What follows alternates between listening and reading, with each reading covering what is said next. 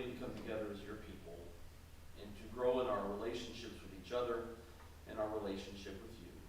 And so we ask that you would bless our time together today, that we would come to know you better, that we would grow in our understanding of your will and our understanding of your character, that what we would do today would build one another up so that we could live lives of love and good works. Help us to humble ourselves before your word, that we could see ourselves clearly and become the people that we should be, and that all that we do today would bring glory to you. In your Son we pray. Well, when you're visiting a congregation you've been at just a few times, scattered out over several years, the first thing you do is you think, what have I done there before? Because, no offense or anything, I'm not creating anything new for you guys today, when I've got 20 years worth of other stuff to do that doesn't take nearly so much work. And so I thought, several years back I did a weekend meeting, and I remember what that was about, and I think it was last summer, maybe the summer before, you did the summer series for the Spirit, and I was a part of that, so I knew what that was. And I think I remember maybe one or two other times that I've been here, and I have no idea what I did. And so trying to figure out what I did was really hard. And somewhere along the lines I realized if I don't remember what I did, there's not a chance in the world any of them remember what I did. So, I don't know about you, I'm lucky if I remember what the preacher spoke about 2 weeks ago. So, I think I'm safe in terms of doing something that might be new to you, except for those of you that are sitting in my class on the book of Genesis right now, in which case a little bit of this will be familiar, but we'll be taking it in a broader direction than just that. So, what we're going to do is we're going to look at 3 passages in the book of Genesis very quickly that all have something in common. And I want to see, at first it's a very superficial thing. As we get into it, it's more in depth. But I want to see if, first of all, you can notice what the singular superficial thing they have in common is. So as we read these, pay attention very closely to all of this. Starting in Genesis chapter 12 and verse 10. Genesis chapter 12 and verse 10, this of course is right after Abraham has moved to the land that God has promised to give to him and ultimately to his descendants. Now there was a famine in the land, so Abram went down to Egypt to sojourn there, for the famine was severe in the land. When he was about to enter Egypt, he said to Sarai his wife, I know that you are a beautiful woman, and when the Egyptians see you, they will say, this is his wife, and they will kill me, but they will let you live. Say that you are my sister, that it may go well with me because of you, and let my life, or that my life may be spared for your sake. And we'll talk more about how that story plays out in a little bit.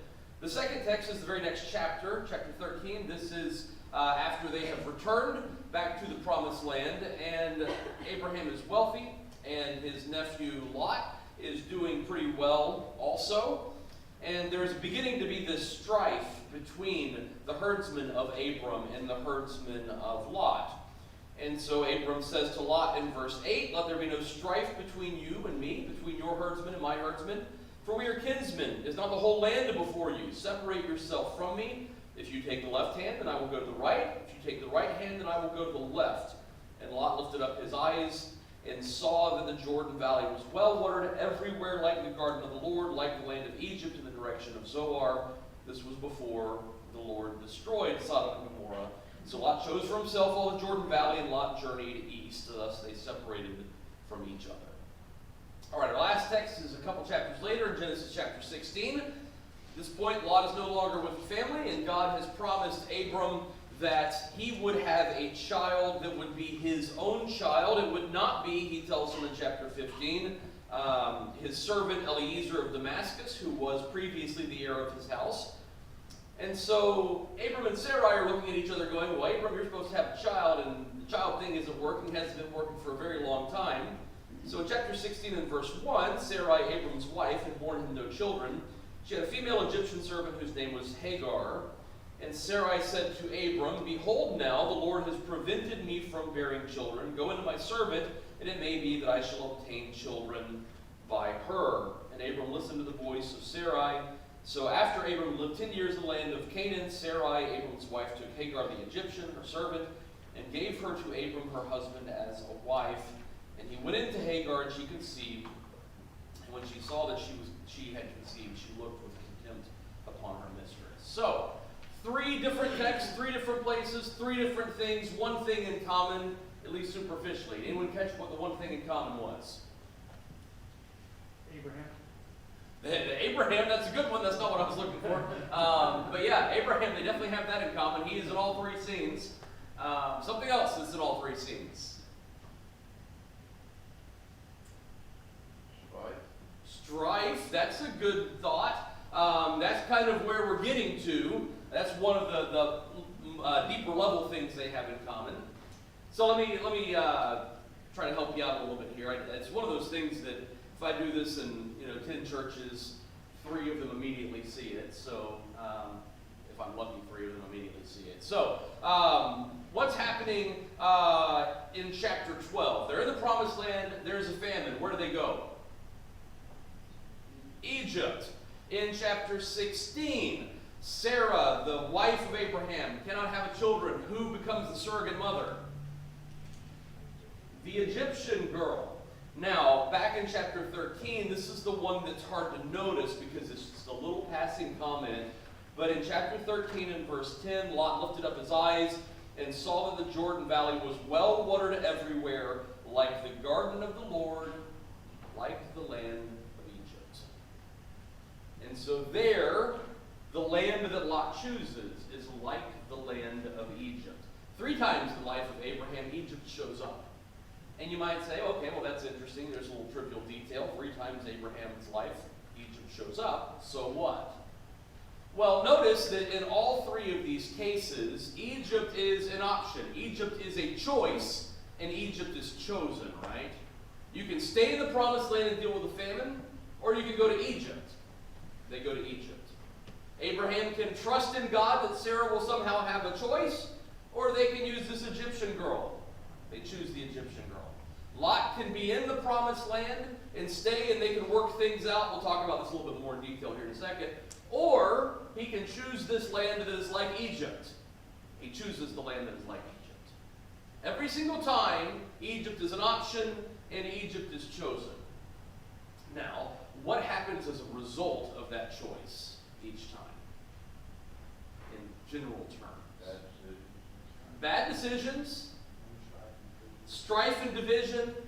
Every time Egypt is chosen, not a good result, right? So let's talk about that a little bit more here. Back in chapter 12, right? So what is Abraham doing? He's saying, there's a problem here when we go out of this land. We're going to a place that we don't know, and they're going to see how beautiful you are, and they are going to try to kill me to take you as their wife. Now, there's a couple of interesting background details to this part of the story. One is, you might think, beauty's in the eye of the beholder and all, and Sarah's about 65 at this point, and they did live a little bit longer back then, but, without being offensive to anybody over a certain age, let's put it in the terms of how frequently do you think it is that a 65-year-old man or woman would be so insanely attractive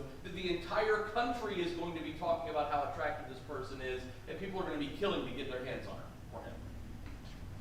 Now, people can very much find someone attractive, but that's a very rare thing that somebody in that age bracket and up. And even if you think, well, they lived, a lot longer than us, that's really closer to 45 in our day than 65. Fine. How many 45-year-olds do you think people are going to be killing over? The whole world's going to be talking about how beautiful they are. They just have to have that person. That's not the way that it goes. So Abraham's just crazy, right? Yeah, sure, you think your wife's that beautiful. No one else is going to think she's that beautiful. The man's out of his mind. That might be what you think. But in fact, when Abram entered Egypt, verse 14, the Egyptians saw that the woman was very beautiful. And when the princes of Pharaoh saw her, they praised her to Pharaoh. The woman was taken into Pharaoh's house. So no, it turns out she really was that beautiful. Everyone saw her and said, wow, this is the most beautiful woman I've ever seen in my life. And the servants of Pharaoh saw her, and they're like, we've got to tell the king about this woman. I mean, she apparently really was that beautiful. And so the reality is there. Abraham's not just crazy about this thing. Now, the other piece of this that is important to know is, from what I've read, the Egyptians of this era were very strict on the morality of marriage. And that is to say, if someone is married, you cannot have that person. It was just a shame culturally. It was a heinous crime in the Egyptian world to take another man's wife. They would, however, kill the husband so that they could have her and she'd be available again. Now, you might say, what kind of stupid, backward morality is that you think it's okay to kill someone to take their wife when you can't just have her as your wife? I don't know. Ask King David. He might have something to say about that. You see, it's not just, crazy pagans that do stupid, immoral things. It's people that do stupid, immoral things. And that was part of the world that they lived in. So, Abram has a legitimate fear. Both the fear that she is, in fact, that beautiful, and the fear that they would, in fact, kill him to get her. Now, flip over for just a second to chapter 20. There's another time that they perpetrate this same story, and we learn a couple of details here that are important for this. They try, say you're my sister. They try that again. It doesn't work again. And when Abimelech, the king of Gerar, at this point, is chastising Abraham over chapter 20 and verse 10, what did you see that you did this thing? Abraham said, I did it because I thought there is no fear of God in all this place, and they will kill me because of my wife. Besides, she is indeed my sister, the daughter of my father, though not the daughter of my mother, and she became my wife. And so, first of all, she is in fact his half-sister, and in our world, that's like this creepiest thing on the planet. In their world, it was much more normal. So, we just kind of have to get over it and roll with it. But then notice also, this is the piece that we can really easily miss in the book of Genesis that is kind of important to giving some thought, some serious thought, to how much growth actually happens in the life of Abraham. He says in verse 13, when God caused me to wander from my father's house, I said to her, this is the kindness you must do me at every place to which we come, say of me, he is my brother. How many times do Abraham and Sarah play this little game? The answer is we don't know. It happens twice in the Bible. Are those the only two times they actually do it because they're never afraid anywhere else? Possibly. Are these the only times that we're told because they're the only times they got caught and it's relevant to the story? Possibly. Did they do this a dozen times, 24 times? Who knows? I mean, they're on the road for a really long time after God calls them to leave the house. Why would they do this? Well, one is that there is the fear that they have, or that he has, about this. Another part of this is important is that culturally at this time, the brothers had a whole lot to do with who their sister married. Fathers were all about sons. They were not that interested in daughters. And so what you see consistently in the book of Genesis is when a marriage negotiation was happening, it was the brother who was the one leading the charge, with the exception of Laban and his daughters, and he's a nasty guy. But when Laban is with his sister, Rebekah, he's running that. With Dinah, it's Simeon and Levi and the brothers of her. Every time, it's the brothers who have charge over who their sister can marry. And so part of what might be going on is Abraham says, say you're my brother, it doesn't just protect him, it protects her as well. Because when they say, well, you're just her brother, that's great, can I marry her? He can say, no, sorry, you can't. Or he can set the bride price so high there's no way they can pay it. Or whatever else, he's probably trying to control who she can marry in addition to protecting his own skin. That doesn't justify it, but that explains part of what's going on. The problem is, when Pharaoh, the king of the most powerful nation in the world, says, I want her, now you're stuck. Because what are you going to do to get her back? And that's what happens in chapter 12. She's taken into the king's harem. The most beautiful woman any of them have ever seen is taken into the king's harem. The text says, specifically, Pharaoh says, I took her as my wife. Now, there might be some implications as to what that means happened between the two of them. And if that's the case, then now you've got additional layers of really bad stuff that happened as a result of this choice. Let me just leave it at that. There's more that could be said there, but you get the idea, right? So, what's happened, they have had the option of choosing Egypt. They chose Egypt. Bad things happen as a result. So, let's move on to chapter 13 now, and we've got Lot, and the choice that Lot makes of the land that is like Egypt. Now, again, there's a couple things about this that are important to understand that is not part of our cultural world, and so it's easy for us to miss. So back up in verse 9 of chapter 13, when Abram says, separate yourself from me. If you take the left hand, then I'll go to the right. If you take the right hand, I'll go to the left. That doesn't mean a whole lot to us other than left and right. And which way is left and right? Well, it depends on which way you're pointing, right? Left and right is, north and south right now, or south and north. If I turn this way, it's different, And so left and right doesn't mean a whole lot to us in terms of, more rooted directions. Now, if you think in terms of the way that we do things, if you're looking at a map, for example, left and right are west and east, right? Respectively. Well, why is it that we are a north-oriented country? Because that's what we are. What that means is we're north-oriented. Every map that you look at, unless for some reason they decided to do it differently, it's pointing with north straight up, right? Why are we north-oriented? Anyone know? Anyone guess? You never thought about that in your life? Magnetic pole. What's that? Magnetic pole. Yeah, magnetic pole. That's the short answer, right? We're oriented that way because that's how you find direction when you're lost in the woods and you've got a compass. You look at your compass, you figure out what north is, you situate yourself to north, and now you know what every direction is. And so that has translated its way down, and everything we do is north-oriented. They were not north-oriented in the ancient world, though, because magnetic north wasn't a thing. The North Star was a thing, but that was really more for seafaring people that used the stars to guide their direction. There is something else, however, that is always in the same direction. Sunrise, sunset, right?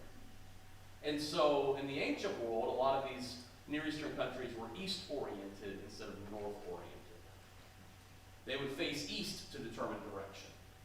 In fact, the Hebrew words for left and right sometimes are used interchangeably with the words for north and south.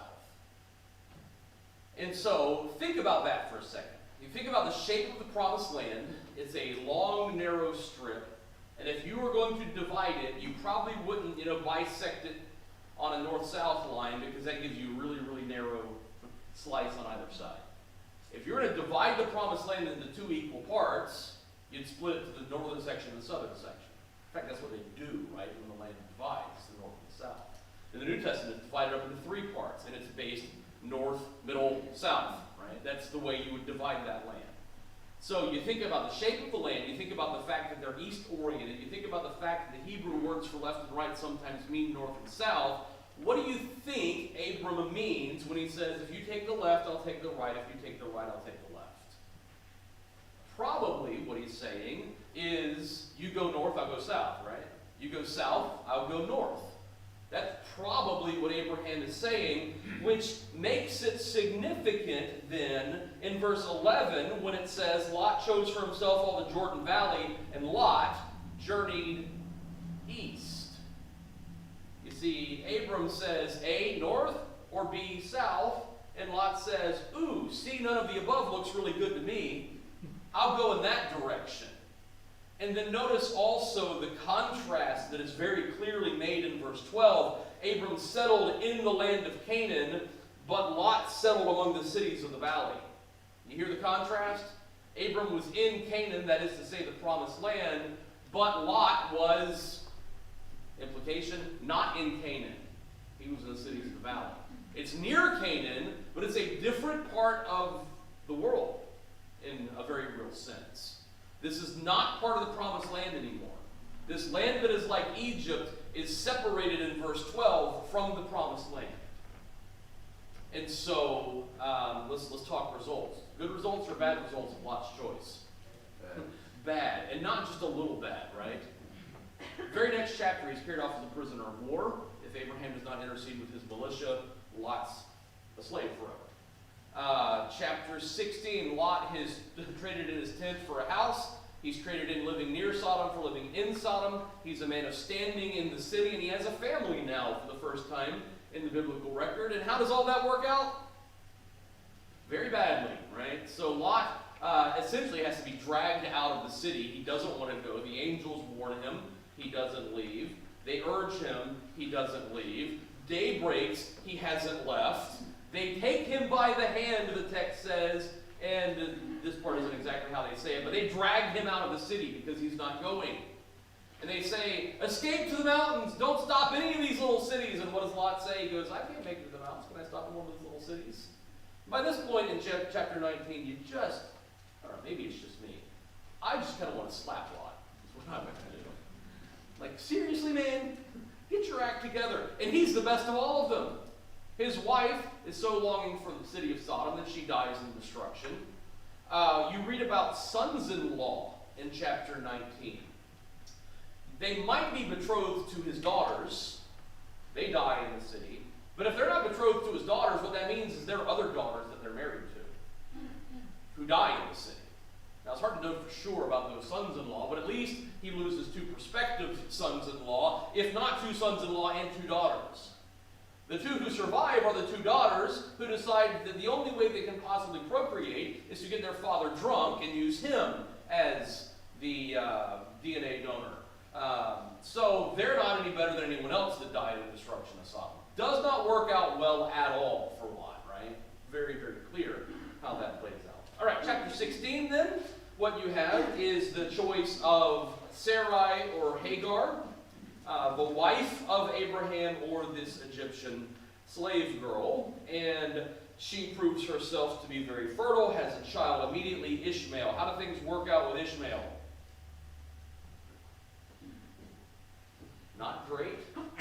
You can talk about this on a few levels, right? So there's strife between Isaac and Ishmael in chapter 21. Before that, in chapter 16, there's strife between Sarah and Hagar as a result of the conception of Ishmael. Then in 21, there's strife between Isaac and Ishmael, and they are sent away. Now, after that, everything works out great between the children of, Abraham, Isaac, and Jacob, and the descendants of Ishmael, right? Been working out great ever since? Well, no, because the Ishmaelites give birth to, ultimately, some but not all of the various peoples of the Middle East today. Some of them proudly claim that they're descendants of Ishmael, and to this day, the children of Jacob and the children of Ishmael are fighting each other. And some of them are, fighting against Christians in different ways as well. So, very, very, very long-lasting consequences of this choice. Now, the other piece of this they have in common that's worth noting, and it's very clear in chapter 12 and chapter 16, a little bit less so in chapter 13, because it's not quite the same contrast. But when you've got famine in the promised land and bounty in Egypt in chapter 12, you've got barrenness in Sarah and fertility in Hagar. You see the common element there, right? The apparent weakness of the object of promise, the apparent strength of the thing that is like Egypt. So, chapter 13 is the one that's not as clear in that regard. I don't think the point in chapter 13 is the promised land is, a dirt pile that no one wants to live on. But at the same time, Lot is looking at the land and is trying to make a choice. And his choice is clearly based on what he thinks is a better place to go. And he looks, and notice again what it says. It's well watered everywhere, like the garden of the Lord, like the land of Egypt. The 2 most bountiful places anyone has ever seen. The Garden of Eden and the land of Egypt. That's the thing that looks better. And so even there, it's not that the promised land is barren this time, or that it's famine-ridden this time, but it's not as good. It doesn't look as good. If it did look as good, he would have wanted to stay there. So he's choosing something that looks better still. So apparent weakness of the promise, apparent strength of Egypt is the contrast that runs through all of this. The choice leads to bad things, and there's that as well. So let's jump ahead real fast to chapter 17. How long do I go? A quarter after or so? Quarter after. Okay. Where Isaac's birth is promised for the very first time to Abraham. And I want you to hear what Abraham has to say when Isaac's birth is promised. So, verse 15, God said to Abraham, "As for Sarai your wife, you shall not call her name Sarai, but Sarah shall be her name. I will bless her, and moreover I will give you a son by her. I will bless her, and she shall become nations. Kings of peoples shall come from her." And Abraham fell on his face and laughed, and said to himself, Shall a child be born to a man who is 100 years old? Shall Sarah, who is 90 years old, bear a child? And Abraham said to God, "Oh, that Ishmael might live before you." God said, "No, but Sarah your wife shall bear you a son, and you call his name Isaac." What is Abraham's first reaction to Sarah having a child? You know, ultimately he's going to come around to saying, this is what God wants, and so this is what I'm going to live with. But when God says you're going to have a child, and Abraham says, "Oh, that Ishmael might live before you," his response is basically, I don't think we need another one. Ishmael's going to do just fine. We've got one right here. And so what do you have immediately in this promise but a contrast between Isaac and Ishmael? The object of God's promise now, God has just promised it, and Ishmael, who is Egyptian. And so you move on a couple chapters later, and Isaac is born, and they're celebrating the fact that Isaac is weaned. We don't have weaning parties anymore. It was much more significant in the ancient world, where weaning kind of marked a major milestone of life that indicates you might actually live. With infant mortality rates so much higher in the ancient world, once you're weaned, you're past a lot of those things that you would die from as a child, and your odds of making it the rest of your life are much, much higher. So weaning was a really big deal. So they're having this weaning celebration, and there is Ishmael mocking somehow Isaac. And Sarah is upset at this, and she says to Abraham in verse 10, "Cast out the slave woman with her son. The son of the slave woman shall not be heir with my son Isaac." And the thing was very displeasing to Abraham on account of his son, that is his son Ishmael.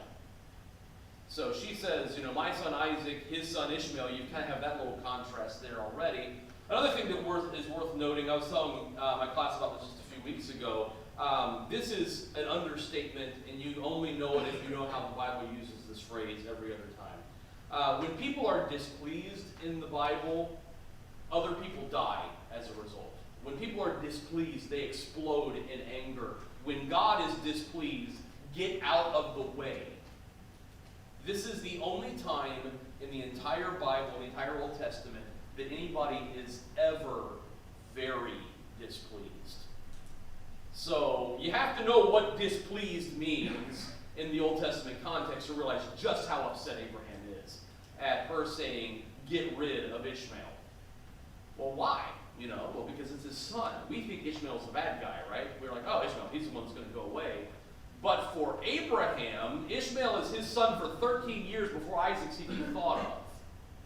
He is Abraham's complete hope for all of the promises until God comes along and, dare I say, ruins it by suggesting Isaac be born. And even since then, he's his son. He loves this boy. And here she is saying that to get rid of him. And then notice also a child who's barely weaned versus what? Probably 16 to 18 based on their weaning timeline. 16 to 18-year-old strapping young man Ishmael. Strength of Egypt, weakness of the promise. There's your contrast yet again. And Sarah says, get rid of him. Well, what are we going to do then if something happens to Isaac? But that's sort of the point. The time comes when you have to put your trust in God's promises, not your ingenuity. So God says in verse 12 to Abraham, "Do not be displeased because of the boy and because of your slave woman. Whatever Sarah says to you, do as she tells you, for through Isaac shall your offspring be named." Notice the reason. It's not because she's right. It's not because this is a smart thing to do. It's because he must go, because it is through Isaac that your descendants will be called. You must put your trust in the apparent weakness of the promise, not the apparent strength of Egypt. And so he is sent away, And as soon as he is sent away, God says in chapter 22, take your son, your only son, Isaac, whom you love, and go offer him. Well, that's hardly fair. Now I'm down to just one, and I'm supposed to go kill that one? But maybe that's sort of the point. I don't want to at all suggest that would have been an easy thing for Abraham to go through in any circumstance. But if Ishmael was still around, Abraham could have at least have been thinking, well, I guess maybe Ishmael will be the one after all. Or maybe if this doesn't work out in some way, I've got plan B. As long as Ishmael is around, there is an Egyptian option left to choose. There's one that looks better than the object of promise. And so Abraham has to burn all his bridges behind him. Abraham has to, cut every extra string in his bow or whatever else. There is no plan B. It's trust God and only trust God.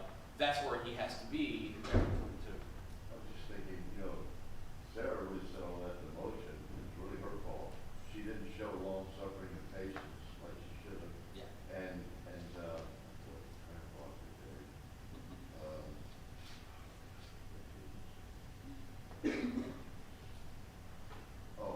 And the fact is that the one between her and Abraham, that was the true bond of marriage. That was not the other. Yeah. Oh, yeah, absolutely. Whole thing's a wonder. And in today's society, I think that, like in my situation, I came to the church years later, and so I ended up with 4 children, 2 baptized, 2 not, and the 2 that baptized died of diseases, but they got over I think it was a muscular disease, but yet the 2 that were healthy, they're not in church. And every way I try and talk, it's just, it's sad, because you really, I think that's why it's important that the folks, once they get to church, they just have to really make sure that their offsprings are born in that situation, because it's very important. Now, and there's others that come to the Lord later, so I'm just saying in my situation, I just wish I'd been in church many years together. So Abraham has to make this choice. He has to put his trust in God. He can have no plan B anymore. There can be no hope of anything other than trusting in God. And then this idea is going to have some rippling consequences through the years. And in chapter 26, there's another famine in the land. And this is now Isaac, who is the patriarch. And in verse 2, the Lord appeared to him and said, do not go down to Egypt. Dwell in the land of which I shall tell you. Don't leave the promised land. Stay right here. Don't go to Egypt. Now, one of 2 things is happening when God says it. Either God just randomly shows up out of the blue and says something to Isaac that is apropos to nothing, or Isaac's thinking pretty hard about going to Egypt, and so God chose to tell him not to. I think that's probably the case. God doesn't just randomly show up and say things that mean nothing to no one in no context. So probably, here they are in the situation, and Isaac's thinking pretty hard about going to Egypt, and God says not to, because he, is going to trust in that rather than trusting in God. And this time, God cuts him off the paths. Several chapters later, in chapter 45, now we've got Jacob as the patriarch. There is another famine in the land, and on this occasion, actually it's chapter 46, not chapter 45, on this occasion, Joseph is the second most powerful person in the world, and he has the key to all of the food, and he has invited his family to come live there. And Pharaoh has learned, and he has not only seconded Joseph's invitation, he actually offers an invitation that's even a little bit better than the one that Joseph had offered. And so they have begun their travel, and they stop at Beersheba, which was a kind of a family place that several of them had stayed at various times. But more significantly than that, it's right about on the border of the Promised Land. So they have gotten to the border of the Promised Land, and Jacob stops, and he offers sacrifices to God in chapter 46 and verse 1. And God spoke to Israel in visions of the night and said, Jacob, Jacob, and he said, here I am. Then he said, I am God, the God of your father. Do not be afraid to go down to Egypt, for there I will make you a nation. I myself will go down with you to Egypt, and I will also bring you up again, and Joseph's hands will close your eyes. So, this time, he stops to offer sacrifices. And again, either God shows up with a message that just is totally irrelevant, or the reason that Jacob is seeking God is because he wants to know if it's okay to go. It seems that maybe Jacob's finally gotten a lesson. Don't leave the promises. Don't leave the promised land until God says it's okay to. And this time God says, yes, it's okay to go. And so he is willing to go. And so you've got this contrast, again, the apparent barrenness, the apparent weakness of the promise, the apparent strength and fertility of Egypt, and this continual path of choosing Egypt, terrible things happening all along the way. So if Moses is writing the book of Genesis, he's writing it, around the time of the Exodus, sometime after that, probably a lot of it's during this 40 years in the wilderness. And the messages of Genesis aren't just timeless, although they are that. They would also have been very relevant to the people of his day. Turn with me to Numbers chapter 11. We'll look at a few passages in Numbers that show just how relevant this message would have been for the original audience of the book of Genesis. So let's think about this for a second. The Exodus generation, where were they before? They were in Egypt, right? Where were they going? To the Promised Land. So our same two things are in play, right? Egypt and the Promised Land. And what do, we'll get there when we get there. Let's talk about Numbers chapter 11, verse 5. Actually, verse 4. The rabble that was among them had a strong craving, and the people of Israel wept again and said, that we had the meat to eat. We remember the fish that we ate in Egypt. It cost nothing, the cucumbers, the melons, the leeks, the onions, the garlic. But now our strength is dried up, and there's nothing but this manna to look at. We remember that wonderful, varied diet that we had in Egypt that was free. Revisionist history. The free food back in Egypt. And now all we have is this terrible, God-given manna. We want to go back to Egypt is sort of the implication of that, right? We want that we had back then. Look down at the end of the chapter in verse 18.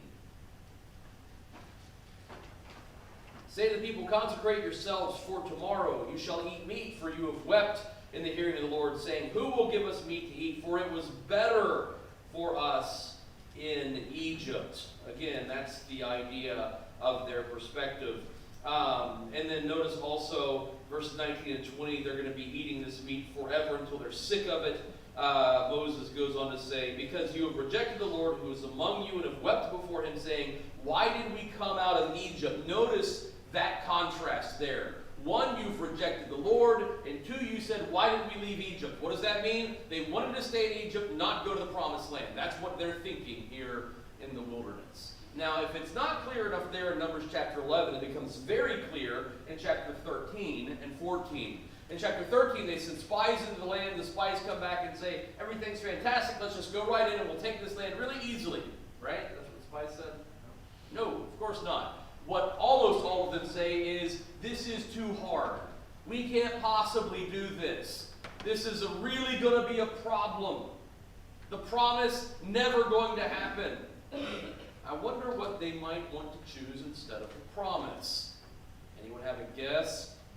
Of course. So in chapter 14 and verse 2, the whole congregation said to them, would that we died in the land of Egypt, or would that we had died in the wilderness. Why is the Lord bringing us into the land to fall by the sword? Our wives and our little ones will become a prey. Would it not be better for us to go back to Egypt? And they said to one another, let us choose a leader and go back to Egypt. Again, they're rejecting the promises of God to choose Egypt instead. We won't take the time to read it, but they do the same thing again in chapter 20 and in chapter 21. We want to go back to Egypt. Now, that problem doesn't end even there. It's manifest a little bit differently, but if you turn to Isaiah chapter 30, in Isaiah chapter 30, they're in the Promised Land. Things are, I don't know if better is the right word, but they are in the Promised Land. But the Assyrian Empire is very powerful at this point, and they are flexing their muscles, and they are growing as a nation. And small nations like Israel and Judah are in real trouble if Assyria comes marching and knocking on the door. So what do? Well, you've got a couple of options. You can either trust in God, or you can trust in some sort of human ingenuity. But trusting in God doesn't look good because we're a tiny nation and they're super powerful over there. So what are they thinking perhaps? Well, chapter 30 and verse 1, stubborn children, declares the Lord, who carry out a plan but not mine, who make an alliance but not of my spirit, that they may add sin to sin, who set out to go down to Egypt without asking for my direction, to take refuge in the protection of Pharaoh and seek shelter in the shadow of Egypt. Notice, they're not seeking the protection of God and the shelter of God's hand. They're seeking the protection of Pharaoh and the shelter of Pharaoh's hand. It is Egypt and Pharaoh and human ingenuity and human strength that they're choosing, not trusting in God. Same thing in chapter 31 and verse 1. Woe to those who go down to Egypt for help and rely on horses, who trust in chariots because they are many, and in horsemen because they're very strong, but do not look to the Holy One of Israel or consult the Lord. Yet he is wise and brings disaster. He does not call back his words. He will rise against the house of evildoers and against the helpers of those who work iniquity. The Egyptians are man and not God. Their horses are flesh and not spirit. When the Lord stretches out his hand, the helper will stumble, and he who is helped will fall.